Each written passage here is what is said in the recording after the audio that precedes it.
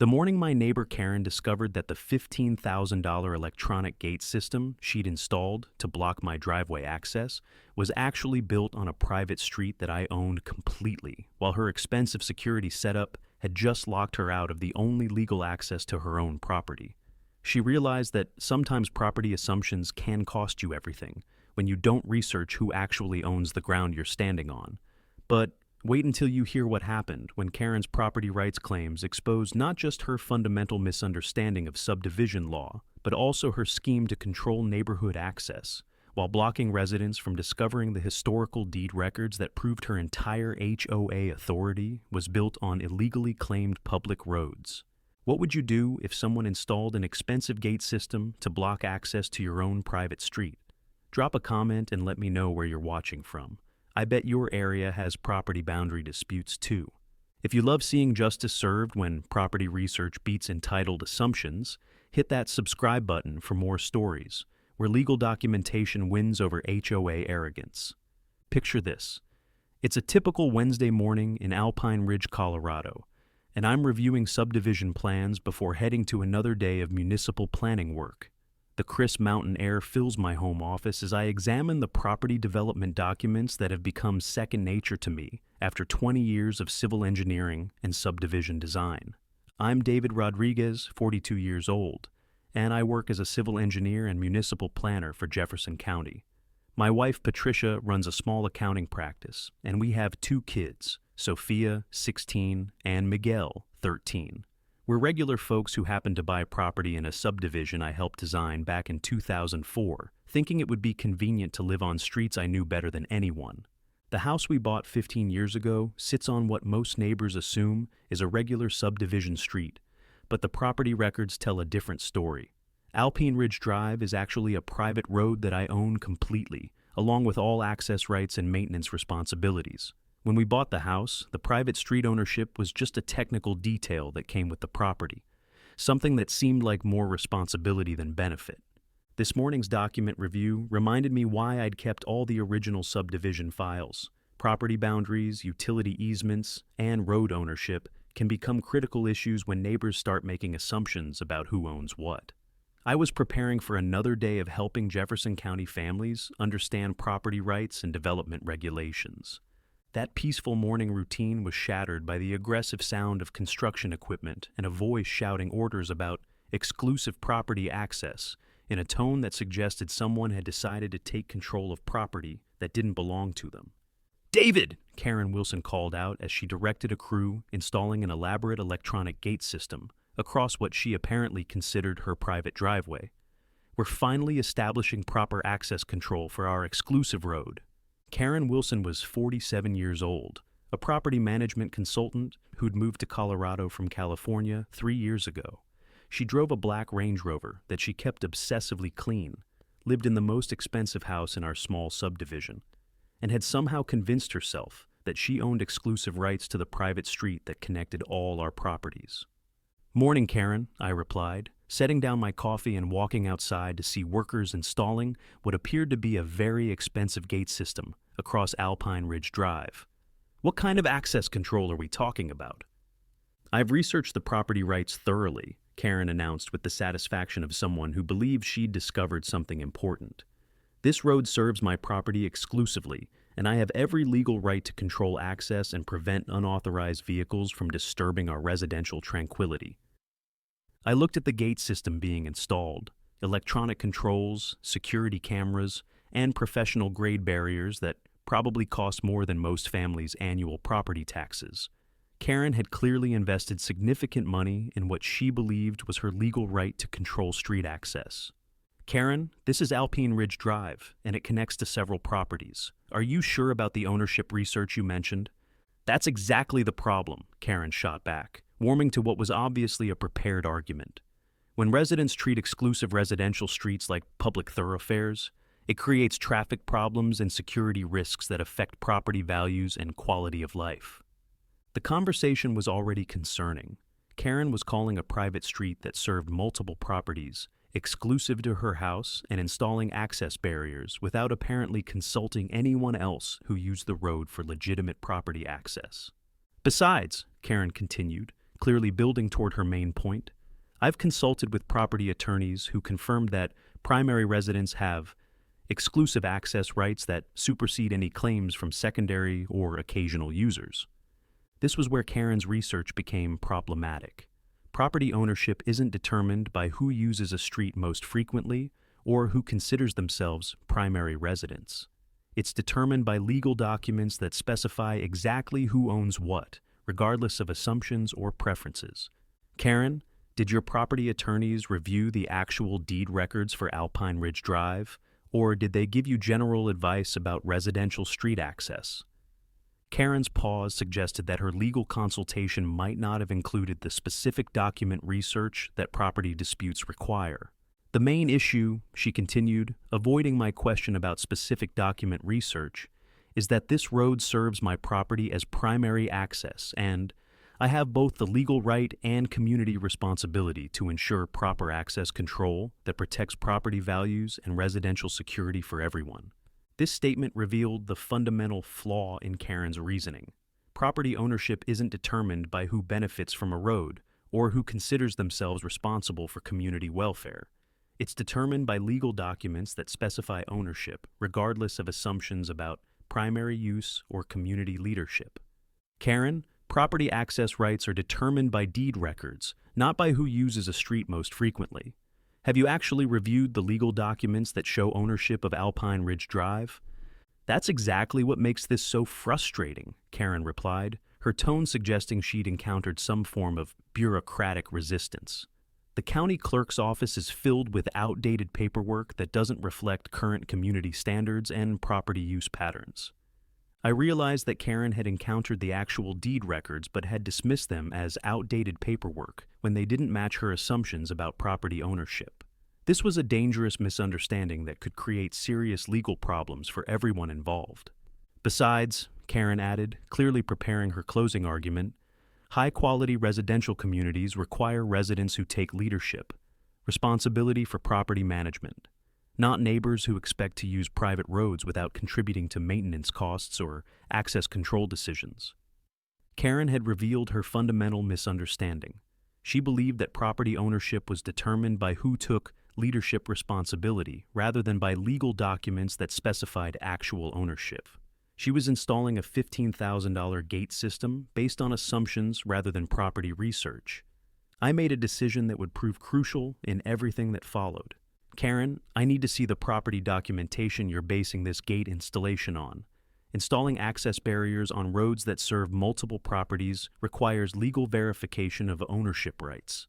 Karen's expression shifted from confident authority to defensive irritation. I don't need permission from neighbors to protect my own property access, and I certainly don't need approval from people who want to use private residential streets as shortcuts without taking responsibility for proper road maintenance. She directed the work crew to continue installing the gate system with the determined efficiency of someone who believed they were solving a property problem rather than creating a much larger legal crisis. That evening, over dinner with Patricia and the kids, I explained Karen's gate installation and what it might mean for our family's property access and legal responsibilities. "Dad, can she really block our street?" Sophia asked, having noticed the construction crew and gate equipment during her walk home from school. Patricia, who'd been helping other families understand property law through her accounting practice, answered with the legal certainty that had made me rely on her business expertise for 16 years. "Sophia, Miguel, your father owns Alpine Ridge Drive completely. It's not a public street or a shared driveway. It's private property that's been on our deed records since we bought this house. Karen can't legally block access to property that belongs to someone else."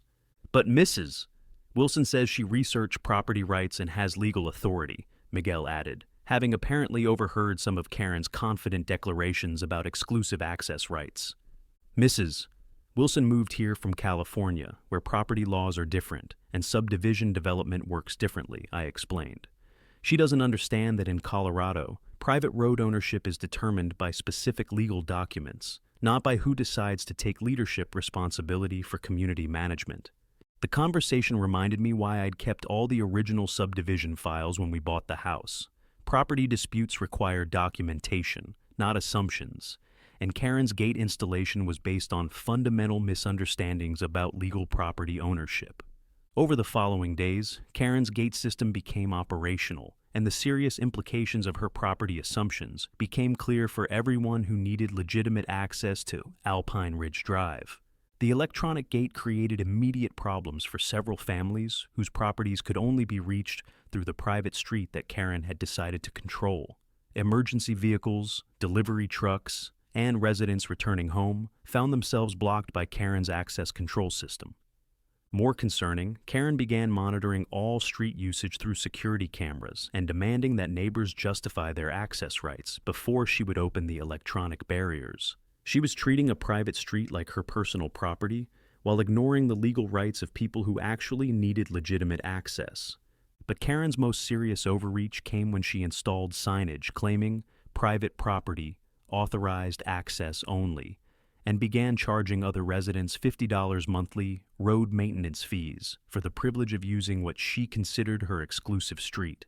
This was where Karen's misunderstanding of property law became financially exploitative. She was collecting money for road maintenance on property that didn't belong to her, while restricting access rights that other people owned legally. When Jennifer Martinez, whose elderly mother lived at the end of Alpine Ridge Drive, was charged $50 for unauthorized road usage while visiting family, I realized that Karen's property assumptions had evolved into a neighborhood crisis that required immediate legal intervention. "David," Jennifer called me that Thursday evening, clearly frustrated and confused. "Karen is demanding money for me to visit my own mother. She claims the road is her private property and that family visits require paid permits. Is this legal?" This was the moment when Karen's gate system transformed from an aesthetic property decision into systematic exploitation of neighbors who didn't understand the complex legal issues involved in private road ownership and access rights. "Jennifer," I said carefully, "let me review the property documentation and get back to you with specific information about legal access rights for Alpine Ridge Drive." That night, I pulled out the subdivision files I'd kept since 2004, including the original development plans, deed records, and property ownership documents that Karen had apparently dismissed as outdated paperwork. The legal reality was exactly what I remembered. David Rodriguez owned Alpine Ridge Drive completely, along with all maintenance responsibilities and access control rights. The private street had been transferred to my ownership as part of the property purchase 15 years ago. Karen's gate system wasn't just inappropriate, it was installed on private property that belonged to someone else, and her access control charges constituted a legal collection of fees for services she had no authority to provide. More importantly, Karen's security system was blocking legitimate property access that other residents owned through easement rights that were clearly specified in the original subdivision development. The next morning, I called Patricia Chen, a property attorney I'd worked with on previous subdivision projects, to discuss the legal implications of Karen's gate installation and fee collection system. "David," Patricia said after reviewing the deed records I'd sent her, "this is a clear case of trespassing and illegal fee collection. Karen has installed expensive equipment on property that belongs to you, while charging other people for access rights they already own legally." Patricia explained that Karen's actions constituted multiple legal violations: trespassing for installing equipment on private property, theft of services for charging fees on property she didn't own, and potentially harassment for restricting legitimate property access rights. "The most serious issue," Patricia continued, "is that Karen's security system could create liability problems if emergency vehicles can't access properties through your private street. You could face responsibility for access problems you didn't create, but that exist on property you own legally." This was when I realized that Karen's property assumptions weren't just creating financial exploitation. They were potentially creating safety hazards that could affect the entire neighborhood. Patricia recommended that I provide Karen with official notice of property ownership and request immediate removal of all access control equipment from my private street. If Karen refused to remove her installations voluntarily, legal action would be necessary to protect property rights and community safety. That afternoon, I walked over to Karen's house with copies of the deed records, subdivision plans, and legal documentation that proved my ownership of Alpine Ridge Drive.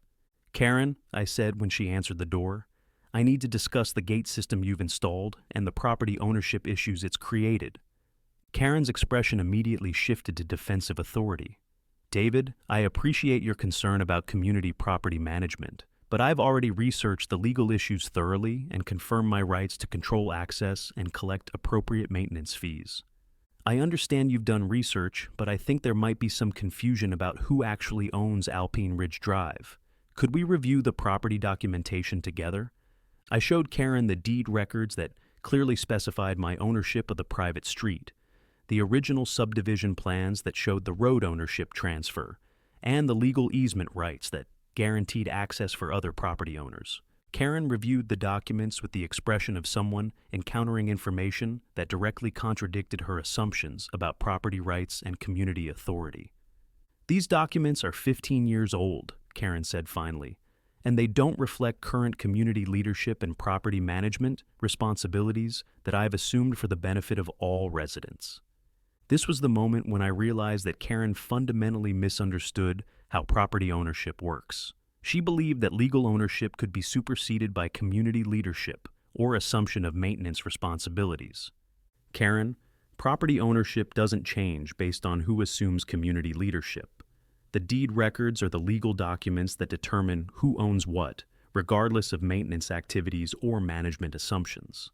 But I've invested $15,000 in professional security equipment that benefits everyone's property values and community safety, Karen replied. Surely that creates some legal claim to property management authority. Karen was arguing that her financial investment in unauthorized improvements gave her ownership rights to property that belonged to someone else. This was legally impossible and financially dangerous for her. Karen, spending money on improvements to property you don't own doesn't create ownership rights. It actually creates a serious financial problem because those improvements might need to be removed at your expense. The conversation ended with Karen insisting that her property research and legal consultation had confirmed her rights, while I prepared for the legal steps that would be necessary to resolve the situation. Over the following week, Patricia Chen sent official notices to Karen requesting removal of all access control equipment from my private property and cessation of illegal fee collection for road access that other residents owned through legal easement rights. The legal notice included detailed documentation of property ownership, explanation of Karen's multiple legal violations, and timeline for voluntary compliance before legal action would be necessary to protect community property rights and safety access. Karen's response was immediate and revealing. Instead of addressing the legal documentation, she organized neighborhood meetings to build community support for what she characterized as property rights defense against outside interference. Karen distributed flyers throughout Alpine Ridge claiming that external interests were trying to undermine community property management and that residents needed to support her leadership to protect their property values and security investments. The flyers completely misrepresented the legal situation, portraying my property ownership as outside interference while presenting Karen's unauthorized gate installation as community property protection. But Karen's most concerning escalation involved hiring her own attorney to challenge the legal documentation that proved my ownership of Alpine Ridge Drive. Robert Stevens from Stevens & Associates specialized in property disputes and began sending letters claiming that Karen's adverse possession of road maintenance responsibilities had created legal ownership rights that superseded historical deed records. This legal strategy was problematic because adverse possession requires specific conditions, including open, notorious, and exclusive use for extended periods, none of which applied to Karen's recent assumption of maintenance activities on a private street that had remained under my legal ownership. More importantly, adverse possession claims against clearly documented property ownership typically fail when the actual owner has been paying property taxes and maintaining legal responsibilities, which I had been doing for 15 years. When Stevens sent me a letter demanding recognition of Karen's acquired property rights through maintenance activities, I realized that this legal strategy was likely to create significant financial problems for Karen, rather than establishing any legitimate ownership claims. Patricia Chen's response to Stevens was direct and documented. The legal reality was that Karen had no claim to property ownership through recent maintenance activities on land that remained under clear legal ownership with continuous tax payments and legal responsibilities. Mr. Stevens, Patricia's letter stated, "Your client has installed unauthorized improvements on private property owned by Mr. Rodriguez for 15 years. Adverse possession claims cannot supersede clear legal ownership that has been maintained continuously through tax payments and legal responsibilities." The letter included comprehensive documentation of my property ownership, tax payment records, and legal responsibilities that proved continuous ownership of Alpine Ridge Drive, despite Karen's recent unauthorized activities. More importantly, Patricia's legal response highlighted that Karen's access control and fee collection constituted multiple violations that could result in damages, removal costs, and legal fees if the situation wasn't resolved promptly through voluntary compliance. 2 weeks after the legal exchanges began, Karen's confidence in her property claims started showing signs of strain as the financial implications of her legal strategy became clear. The first indication that Karen's legal position was problematic came when Stevens and Associates requested a consultation meeting to explore reasonable settlement options, rather than pursuing the adverse possession claims that seemed strong in their initial legal correspondence.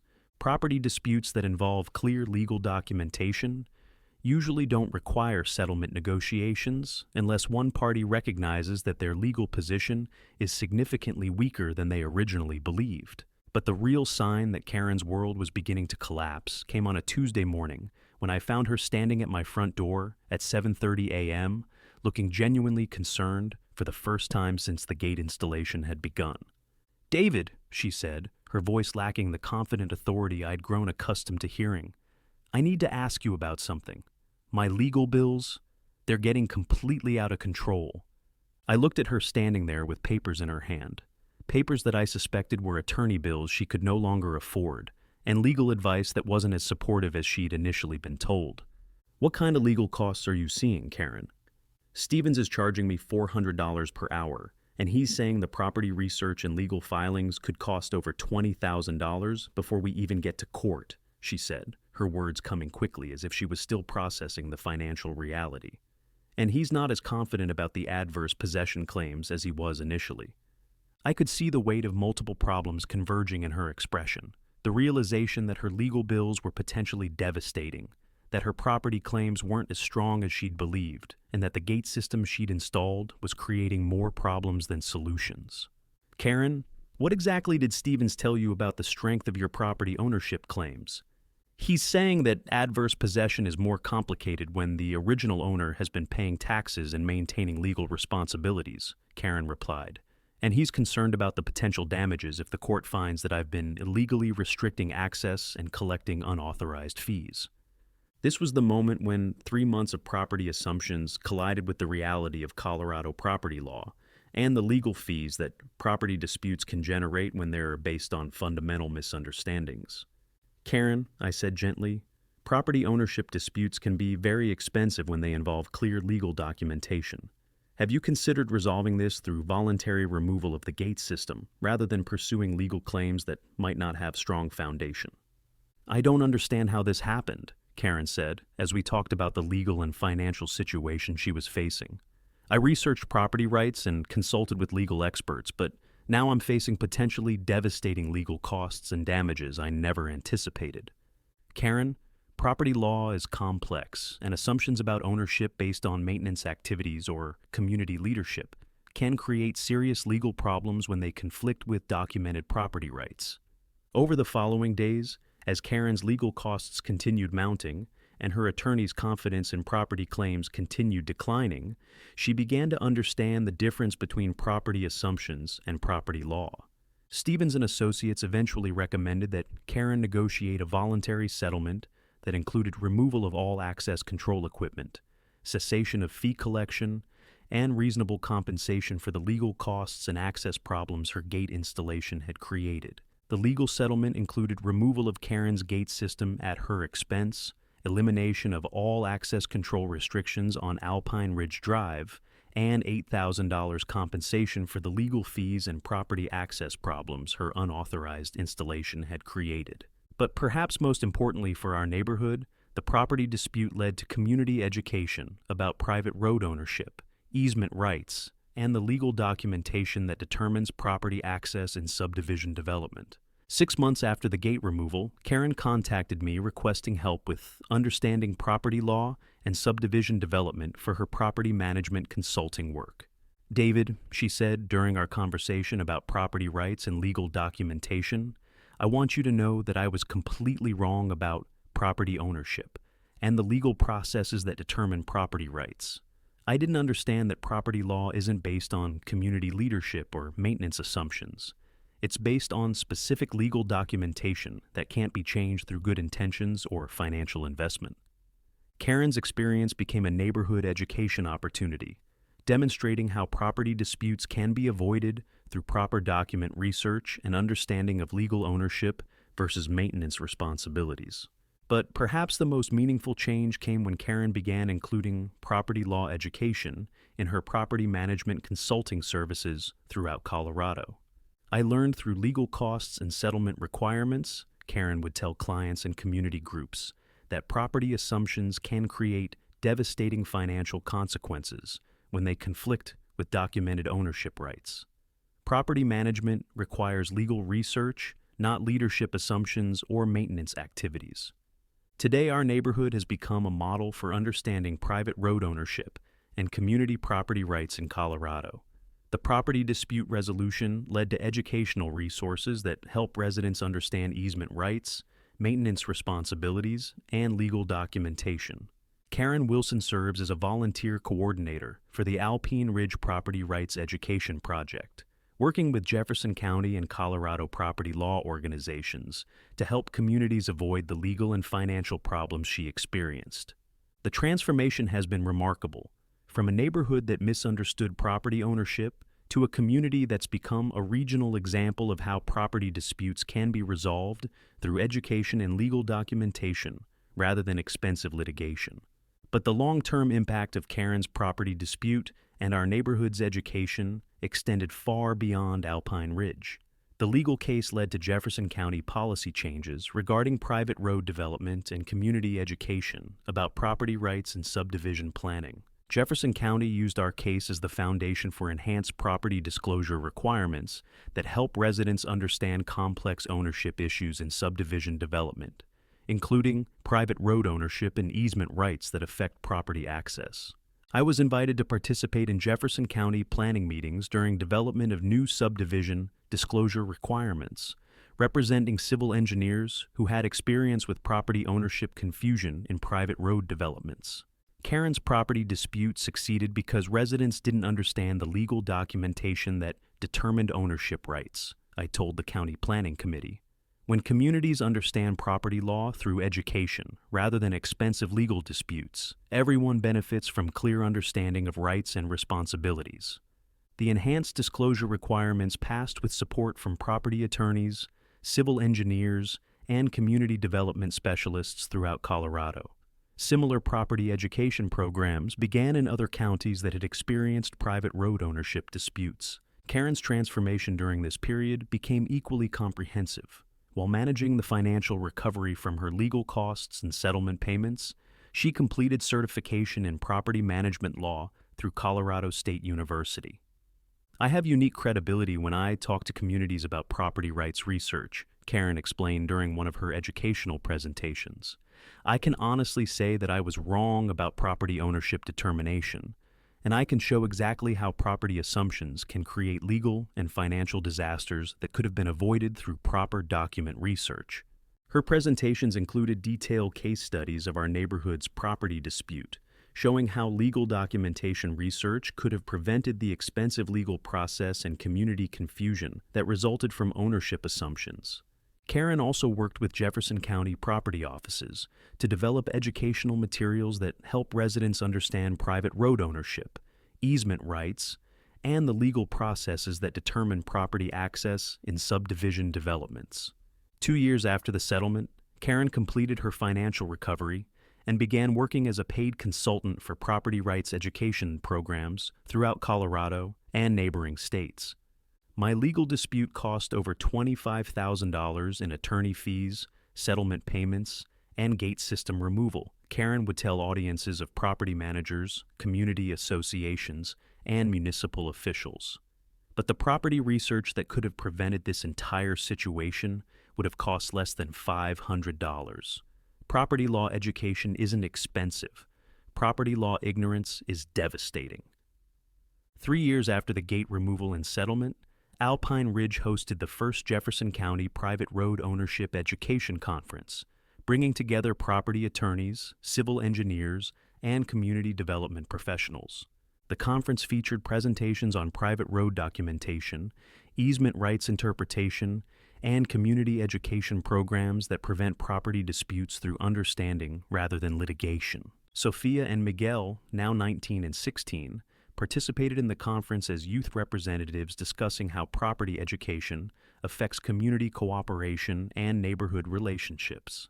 Living through our neighborhood's property dispute taught us that community problems usually have legal solutions that work better than assumptions or confrontation, Sophia told the conference audience.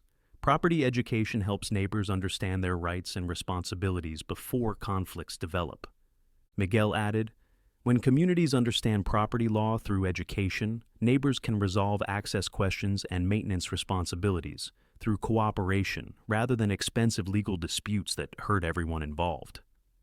The conference concluded with the announcement of the Colorado Private Road Education Initiative, a joint project between Jefferson County, Colorado property law organizations, and community development groups. I was appointed as the initiative's technical advisor for subdivision development issues, working with communities throughout Colorado to implement property education programs that prevent disputes through understanding of legal documentation and ownership rights. The initiative's first major project involved documenting successful property education programs in communities that had resolved private road disputes through documentation research rather than litigation, plus similar educational approaches in other Colorado counties. The research confirmed that property education programs reduced community disputes by 80 to 90%, compared to areas that relied on assumptions and leadership authority rather than legal documentation and rights understanding. The initiative also developed standardized guidelines for private road ownership education, making property rights understanding accessible to communities regardless of development complexity or legal resources. But perhaps the most significant finding involved the community and financial benefits of property education versus litigation. Communities with property education programs showed increased cooperation, reduced legal costs, and improved neighborhood relationships compared to areas that resolved disputes through expensive legal processes. Today, 8 years after Karen's gate installation and our property dispute, over 75% of Colorado subdivisions with private roads have some form of resident property education program. Property values in communities with property education significantly exceed values in areas that rely on assumptions and legal disputes to resolve ownership questions and access rights. The transformation has been so comprehensive that new residents moving to Colorado subdivisions routinely ask about property education and legal documentation during home purchasing decisions. Real estate agents now market community property understanding as premium features that provide legal clarity and neighborhood cooperation. Sophia and Miguel, now working as community development consultants specializing in property rights education, credit their experience with our neighborhood's dispute for shaping their professional dedication to legal education and community cooperation. Growing up during property disputes taught us that legal problems usually have educational solutions that prevent expensive conflicts. Sophia explained during a recent interview about her work developing community property programs. Property education helps communities understand rights and responsibilities before assumptions create legal and financial disasters. Miguel, who specializes in private road documentation and dispute prevention systems, added, "Our neighborhood's experience showed that property law, education, and community cooperation create better outcomes than legal disputes and expensive litigation." Karen Wilson, now 55 and recognized as one of Colorado's leading property rights educators, frequently speaks about the connections between property research, legal understanding, and community financial protection. "I learned through legal costs and settlement payments that property assumptions create vulnerability to expensive disputes when they conflict with documented ownership rights. She tells audiences of community leaders, property managers, and municipal officials. Property education isn't just about avoiding legal problems. It's about creating communities where neighbors understand their rights and responsibilities before conflicts develop. Her presentations always include the fundamental lesson that our neighborhood's dispute taught everyone involved. Property law and community cooperation aren't separate concerns. They're integrated approaches to neighborhood management that protect families from legal disputes and financial consequences that often result from ownership assumptions. But the most profound impact has been on how Colorado approaches community development, education, and property rights planning. The Alpine Ridge case study is now required curriculum in municipal planning programs throughout the state, teaching future community developers about property education and dispute prevention. Jefferson County has established the Private Road Community Education Program, a comprehensive initiative that provides funding and technical assistance for subdivision property education, legal documentation understanding, and community cooperation projects. I've been serving as the program's technical advisor, helping communities implement property education that provides legal clarity and financial protection from ownership disputes and expensive litigation. The program has supported over 200 communities in developing property education and dispute prevention programs, with documented results showing 85% reduction in legal costs and 90% improvement in community cooperation compared to areas that resolve property questions through assumptions and litigation. Patricia, who has been working as a financial consultant specializing in community property budgeting, credits our family's experience with property education for shaping her understanding of how legal clarity affects community financial security. David's property documentation didn't just resolve our neighborhood dispute, she explains to communities seeking property guidance. It taught our entire community that property law education and financial planning work together to create legal security rather than expensive disputes that drain community resources. Patricia's practice now specializes in helping communities implement property education as part of comprehensive community development, showing residents how legal understanding provides both clarity and financial protection from disputes and litigation.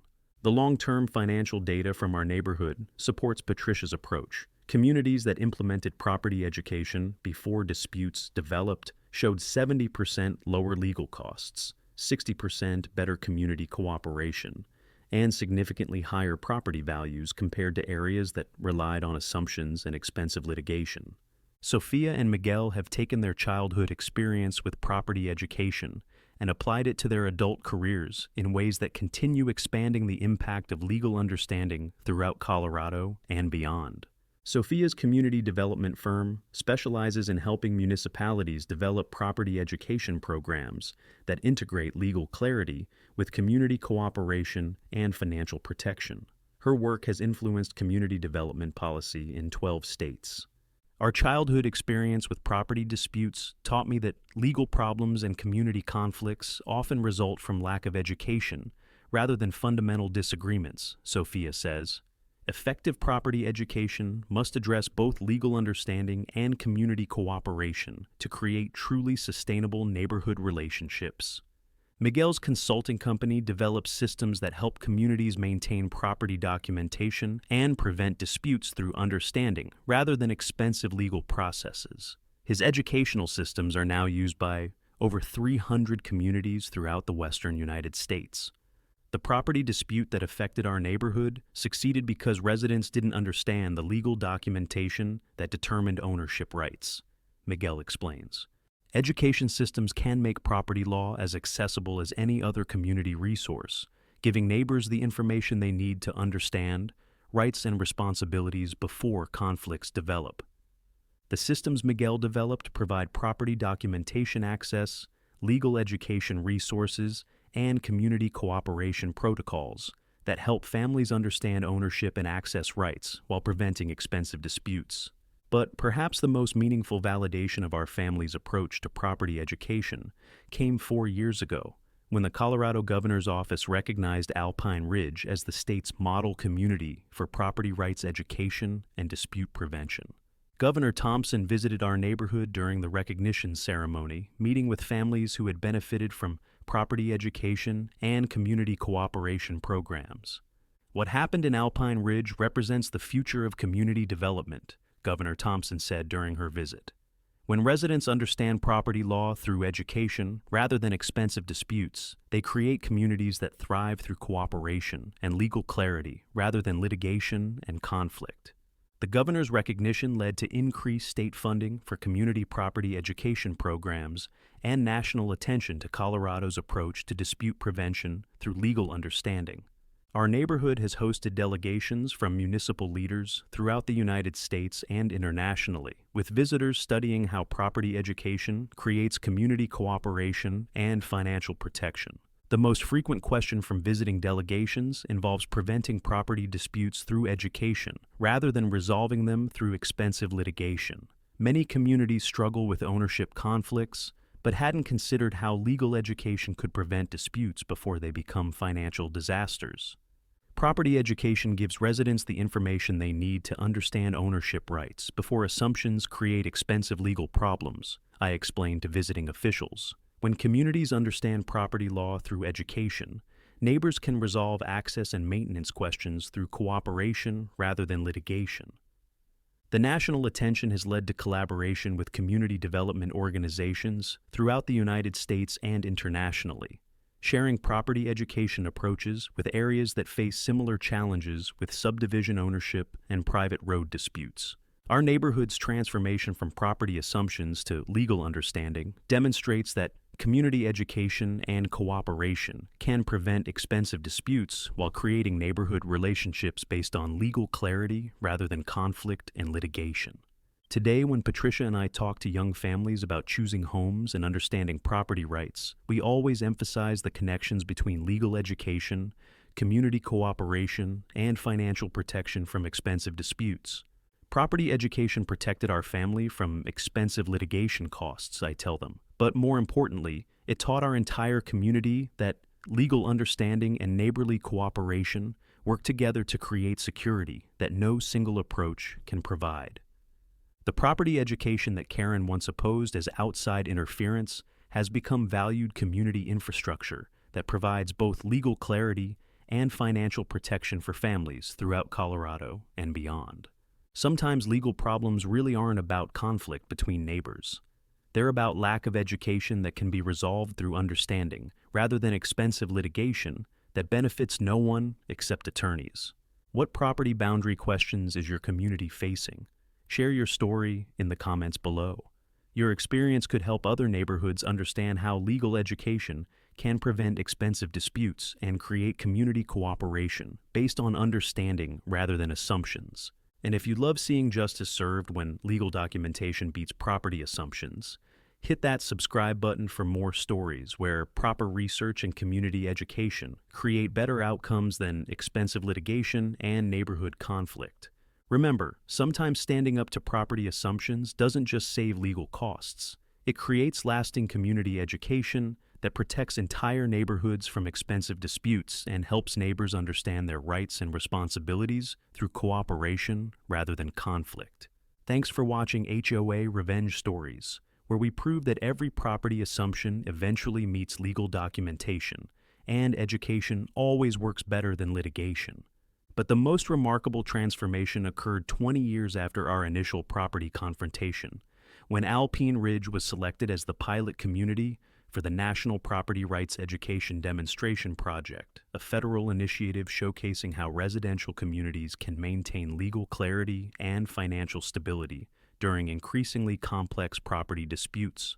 The selection committee, composed of representatives from the Department of Housing and Urban Development, the Federal Trade Commission, and the American Bar Association, cited our neighborhood's comprehensive integration of property education, dispute prevention, and community cooperation as the model for suburban legal literacy throughout the United States.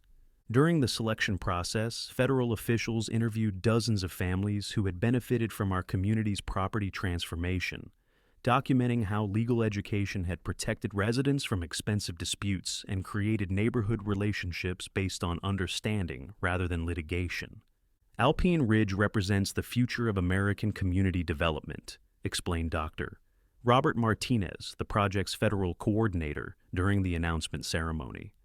This community has demonstrated that property education and dispute prevention aren't separate concerns. They're integrated solutions that create lasting legal security for families facing increasingly complex ownership challenges. The federal recognition brought additional resources to our neighborhood, including funding for expanded legal education facilities, advanced property documentation systems, and comprehensive training programs that would serve as templates for communities throughout the country.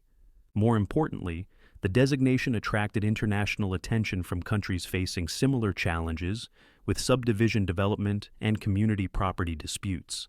Delegations from Canada, Australia, New Zealand, and the United Kingdom visited Alpine Ridge to study our integrated approach to property education and dispute prevention.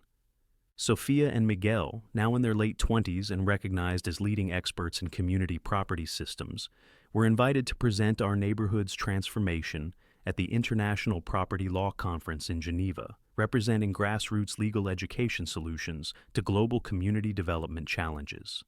What we learned growing up in Alpine Ridge, Sophia told the international audience, is that property disputes and legal confusion work best when communities develop understanding rather than depending entirely on expensive litigation. Legal education gives families the knowledge they need to protect themselves from both ownership conflicts and financial exploitation. Miguel added, "The educational systems that emerged from our neighborhood's dispute have now helped over 1,500 communities develop integrated legal literacy programs that protect families from property conflicts, expensive litigation, and community disruption simultaneously. Local understanding creates global stability."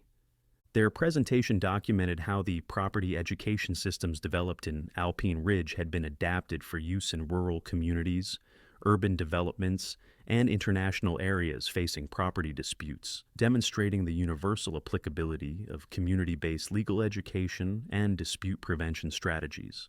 But perhaps the most meaningful recognition came when Karen Wilson was invited to address the National Association of Property Attorneys' annual conference, representing community advocates who had learned the importance of legal education through personal crisis and financial consequences. 20 years ago, I created expensive property disputes in my neighborhood because I thought legal ownership was determined by community leadership rather than documentation, Karen told the audience of property law professionals. I didn't understand that property rights require research, not assumptions. My opposition to legal education created the conditions that allowed both expensive litigation and community conflict to develop when simple document research could have prevented the entire crisis. Karen's presentation included detailed analysis of how her property assumptions had succeeded precisely because residents lacked the legal knowledge needed to understand ownership rights and documentation requirements. The case study demonstrated how legal education could protect communities from multiple conflicts simultaneously. The most important lesson from Alpine Ridge, Karen concluded, is that property education and community cooperation aren't separate activities. They're complementary forms of knowledge that protect families from both legal disputes and financial consequences that often target the same communities lacking legal literacy. The conference audience, composed of property attorneys, legal educators, and community development professionals, gave Karen a standing ovation that lasted over 7 minutes, recognizing both her personal transformation and the broader implications of her experience for community legal education. Following the conference, Karen was appointed as the international spokesperson for the Global Community Property Education Initiative, a position that allowed her to share the Alpine Ridge model with communities throughout the world. The long-term economic impact of our neighborhood's transformation became even more significant as property disputes intensified throughout the region and communities without legal preparedness faced increasingly severe ownership conflicts and financial crises. Economic analysis conducted by the University of Colorado showed that families in property-educated communities like Alpine Ridge experienced 70 to 90% fewer legal costs during ownership disputes compared to communities that relied solely on litigation and expensive legal processes without resident understanding. More importantly, The analysis demonstrated that community legal education created economic benefits that extended far beyond dispute prevention, including increased property values, reduced insurance premiums, and enhanced community stability that attracted businesses and investment to legally literate neighborhoods. Property values in Alpine Ridge had increased 50% above regional averages, with real estate agents specifically marketing our community's legal education infrastructure and dispute prevention expertise as premium features that provided both lifestyle benefits and financial protection. The transformation attracted young families seeking communities that prioritize legal understanding and cooperative problem solving, creating a demographic shift toward residents who valued documentation and research and community education over assumptions and expensive litigation. But the most profound long-term impact occurred when our neighborhood's children, who had grown up understanding property law and cooperative dispute resolution, began pursuing careers that extended Alpine Ridge's influence throughout the region and beyond. Besides Sophia and Miguel, 16 other young adults from our community had chosen careers in property law, community development, legal education, or dispute prevention, creating a professional network that continued expanding the Alpine Ridge model throughout the western United States. These professionals, who had experienced firsthand the benefits of community legal education and cooperative problem solving, brought unique perspectives to their work that emphasized understanding over litigation and community cooperation over expensive legal battles. Their influence extended the Alpine Ridge model to over 300 communities throughout Colorado, Utah, Wyoming, and Montana, with each adaptation reflecting local property challenges while maintaining the core principles of legal education, documentation research, and community cooperation. Patricia and I, now in our 60s, continued working to expand legal education and community cooperation throughout the region, but our focus had shifted toward developing programs that could be implemented by any community, regardless of legal complexity or financial resources. The most important lesson we learned, Patricia explained during a recent interview about sustainable community development, is that legal education doesn't require expensive attorneys or complex legal processes. It requires access to documentation, willingness to research ownership rights, and commitment to community cooperation rather than individual assumptions. I added, "What happened in Alpine Ridge demonstrates that communities can prevent expensive legal disputes when residents understand property law through education and work together to resolve questions through documentation, rather than competing through litigation and expensive legal battles." Our work had evolved to focus on developing simplified legal education programs that could be implemented by any community regardless of property complexity or legal resources, making the Alpine Ridge model accessible to neighborhoods and families throughout the country. The simplified programs included basic property research techniques, documentation access systems, and community cooperation protocols that could be adapted for different regions, while maintaining the essential elements that had made our neighborhoods successful. But perhaps the most significant validation of our approach came when the Department of Housing and Urban Development incorporated community property education into their official community development guidelines, recognizing legal literacy as essential infrastructure for neighborhood stability during property disputes. The HUD guidelines, developed in consultation with property professionals from Alpine Ridge and similar communities, established legal education as a priority for federal community development funding and neighborhood stability planning. Communities with active property education programs show significantly better outcomes during ownership disputes, the guidelines stated. Legal literacy helps residents maintain community stability and financial security when property conflicts arise through development changes or ownership questions. The federal recognition meant that communities throughout the United States could access funding and technical assistance for implementing property education programs based on the Alpine Ridge model, expanding our neighborhood's influence to a national scale. Today, 22 years after Karen's gate installation and our property dispute, the legal education principles that emerged from our neighborhood crisis have been implemented in over 3,000 communities throughout the United States and 25 countries internationally. The Alpine Ridge model has been adapted for urban communities, rural areas, military installations, and international development projects, demonstrating the universal applicability of community-based legal education and cooperative dispute resolution strategies. More importantly, the communities that have implemented these programs show consistently better outcomes during property disputes, development conflicts, and legal challenges, with residents who understand property law proving more resilient during multiple types of ownership questions. The property education that Karen once dismissed as outdated paperwork has become the symbol of a global movement toward community legal literacy and cooperative problem solving that continues growing stronger with each new neighborhood that chooses understanding over expensive litigation.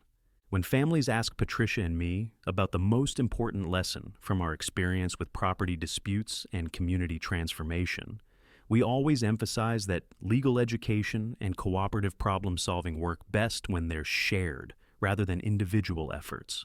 Our property documentation didn't just resolve our neighborhood dispute, we tell them. It became the foundation for community legal literacy that protects everyone when ownership questions arise.